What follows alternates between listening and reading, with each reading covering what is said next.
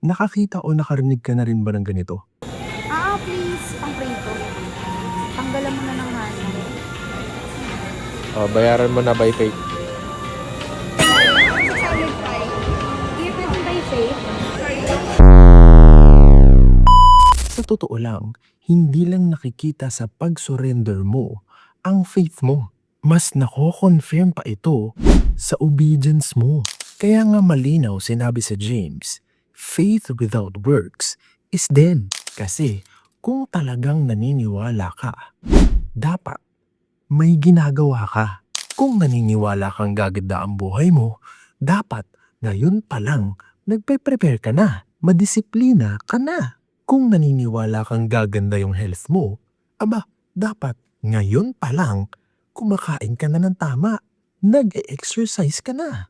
Kung naniniwala kang may gagawin ang Diyos, gawin mo din ang part mo. Let's look at Noah, Abraham, and even si Peter. Hindi lang sila basta nag-declare ng surrender sa faith nila. They obeyed. Sumunod sila. Kumilos sila. Remember si Noah, bumuo ng ark kahit hindi naman umuulan. Si Abraham, di ba, umalis kahit hindi niya naman alam kung saan siya dadali ng Diyos. Si Peter, lumabas sa bangka para lumakad sa tubig. Your faith is backed up by your obedience.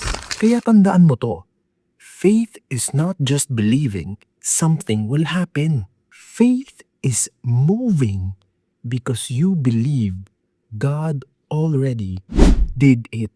So next time bago mo i-declare ang your faith, tanungin mo muna sarili mo, ano na ang ginagawa ko dahil naniniwala ako